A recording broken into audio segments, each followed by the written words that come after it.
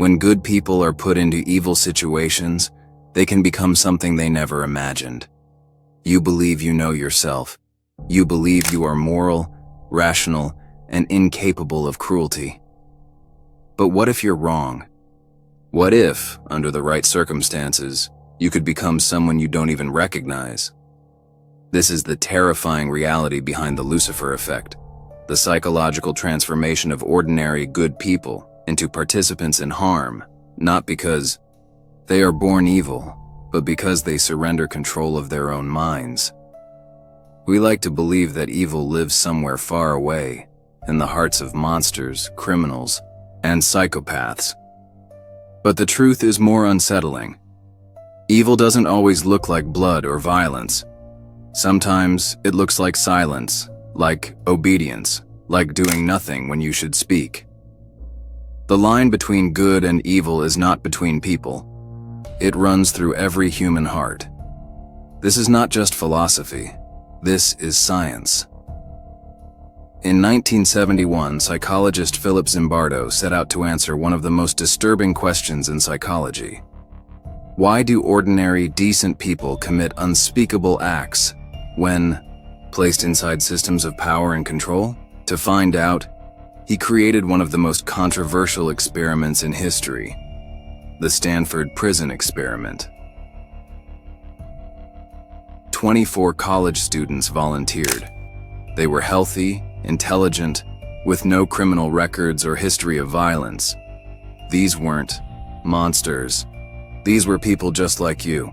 They were divided randomly into two groups, guards and prisoners. A mock prison was built in the basement of Stanford University. There were no real crimes, no real hatred, no real reason for cruelty, and yet, within 36 hours, everything changed. The students assigned as guards started wearing sunglasses to hide their eyes. Their voices became louder. Their orders became harsher. They began punishing prisoners for no reason, forcing them to do humiliating tasks, making them crawl, depriving them of food and sleep. And the prisoners, the same students who were laughing 2 days earlier, began to break down. They cried. They begged for release. They forgot they were. Even students. They lost their sense of identity. What shocked Zimbardo the most was not what happened, but how fast it happened. Within 2 days, ordinary young men transformed into abusive guards and broken prisoners. They weren't acting anymore. They became their roles. Power doesn't corrupt people. Situations do. By the 3rd day of the Stanford Prison Experiment, the transformation was complete. The students who became guards were no longer acting. They had become their roles. They created rules. They enforced punishments. They began stripping prisoners of their identity, reducing them to numbers instead of names. Prisoner Darsh 862 was locked in solitary confinement, crying and begging to leave. But the guards didn't see him as a fellow student anymore. They saw a prisoner, a number, an object, and that's where the real danger lies. The moment we stop seeing people as human, we stop treating them as human. By the 4th day, things turned darker. Prisoners started rebelling. Guards responded with even more cruelty, using intimidation, verbal abuse, and extreme psychological pressure. And here's the terrifying part. None of these students had a history of violence. They weren't monsters. They were ordinary young men who had lost themselves inside a system of power. Within 6 days, the entire experiment spiraled out of control. Zimbardo had planned to run it for 2 weeks. It barely survived 1. He was forced to shut it down. But the damage had been done. The results were clear and deeply unsettling. It's not bad people who create evil systems. It's systems that turn good people into evil. And here's the shocking truth. The guards didn't think they were doing anything wrong. They believed they were maintaining order. They believed they were just doing their job. Sound familiar? Because this isn't just history. This is happening right now. In offices, in classrooms, in governments, and on social media. Every time you silence your conscience to obey authority. Every time you attack someone because the group told you to. Every time you choose comfort over courage. The Lucifer effect is at work. It doesn't start with violence. It starts with something much smaller. It starts when you stop questioning. It starts when you stop thinking for yourself. It starts when you give away your power. The most dangerous evil is done by people who believe they are doing good. Look around your life. Look at the world. Look at the systems around you. The rules. The pressure to fit in. The fear of standing out. The same psychological forces that broke those students are working on you every single day.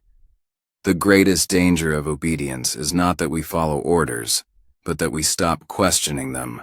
We like to believe we control our own actions, that our morals are unshakable, that we'd never harm another person. But history and psychology prove otherwise. In the 1960s, psychologist Stanley Milgram conducted one of the most disturbing experiments ever designed. Volunteers were told they were helping in a study on learning. Their task was simple. Whenever the learner in another room answered a question incorrectly, they had to press a button and administer an electric shock. With each mistake, the shock level increased. Soon, the learner screamed in pain, begged for mercy, and eventually fell silent, implying they had passed out. Or worse. But here's the twist. The learner was an actor. There were no real shocks. The true experiment was on the volunteers. The experiment requires that you continue. That's all the man in the white lab coat said, and more than 65% of participants pressed the button all the way to the highest voltage, 450 volts, believing they were seriously harming or even killing another human being. Why? Because someone in authority told them to.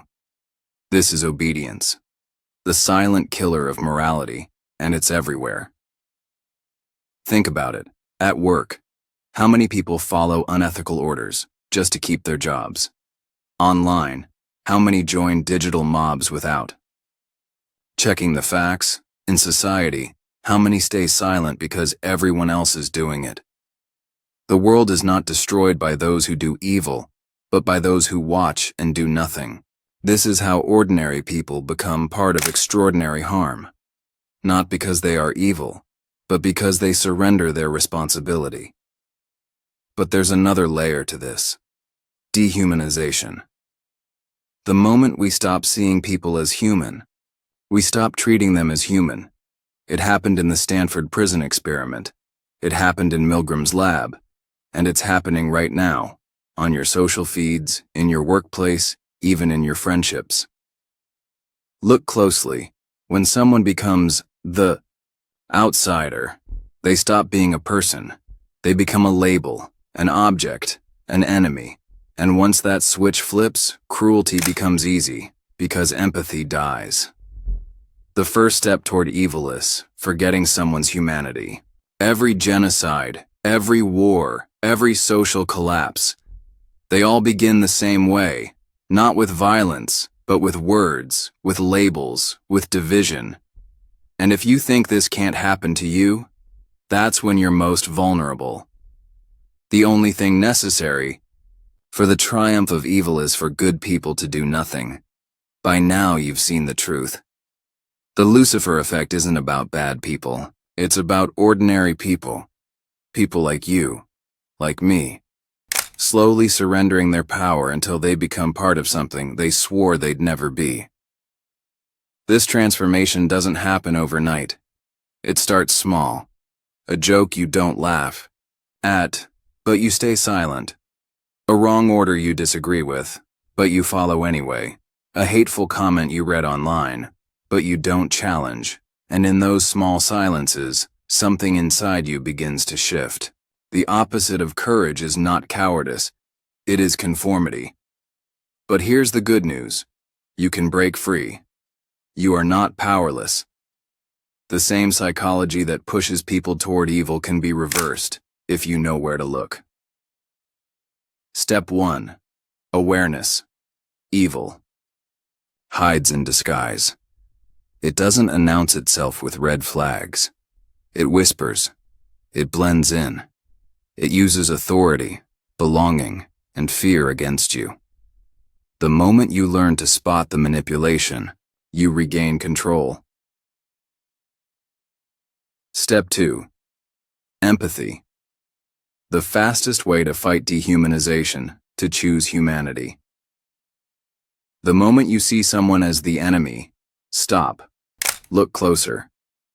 Behind every opinion, every label, every ideology is a person with fears, dreams, and pain just like yours.